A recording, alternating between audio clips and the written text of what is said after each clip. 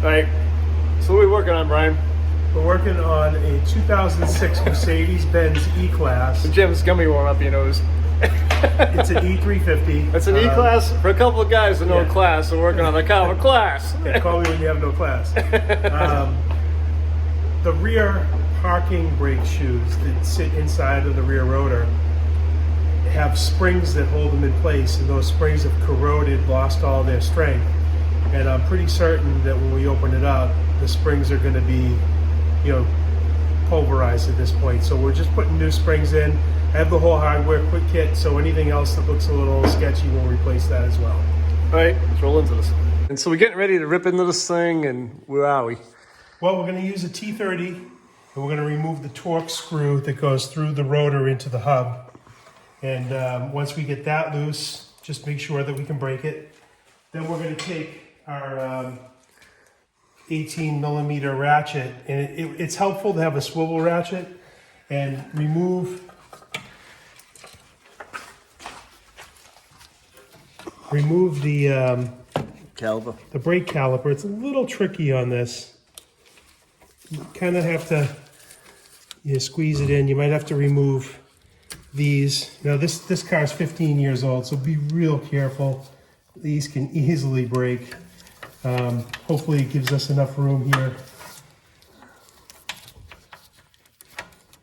And yeah, we might be a little crooked, so I'm going to get an open-end wrench. We're gonna remove this bolt right here with a box end 18 millimeter, and it's just a little too tight to get a socket in there on that one. And then on the lower one, we're going to use the ratchet with an 18 millimeter somewhere in here. Yeah, you're on it.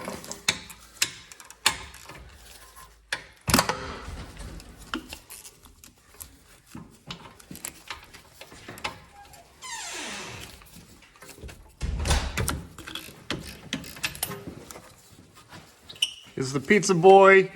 Yep. Pizza and beer. He brought the special anchovy pizza. Oh, yeah, you can for have us that. Today. We'll feed him that. And then when we remove the caliper, we want to also compress the piston just a little bit. And you can do that just by pulling out. But on this car, I'd advise before disconnecting the battery.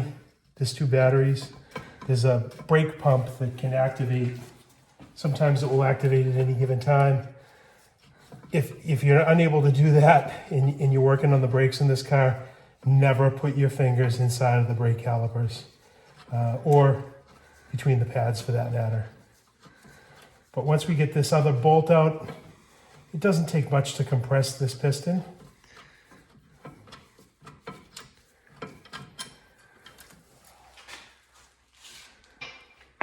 Just pull on it like this, and it compresses it. And keep your handy bungee cord.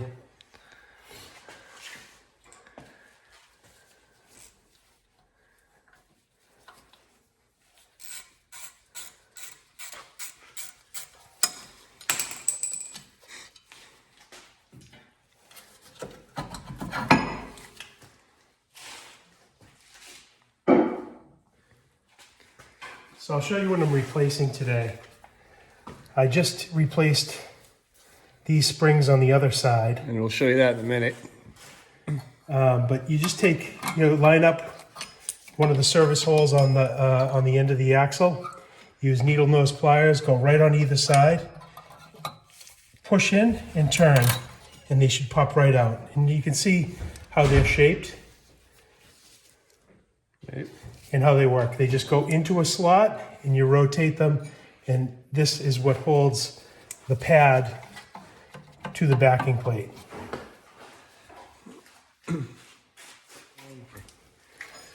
So you do the same for the bottom location. Squeeze, push in, turn, and you can kind of feel them pull out. And they will fight you sometimes. I mean, that happens. But there you go.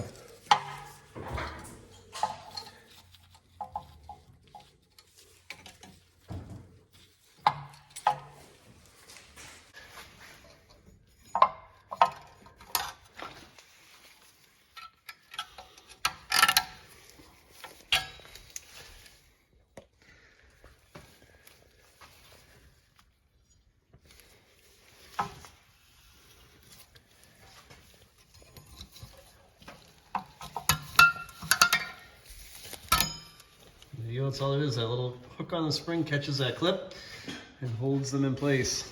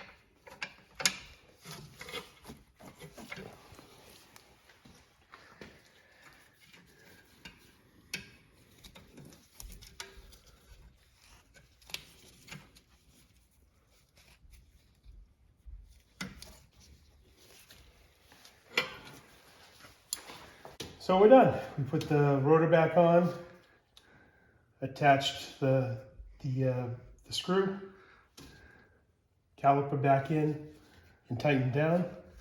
ABS and brake lines clipped back into their bracket, and we're done. It's pretty simple. So this noise is really something that would occur not when you're hitting the brakes, but when you're driving down the road. If you hear a squeak coming from the back of the wheel, that's a very probable cause of that type of situation.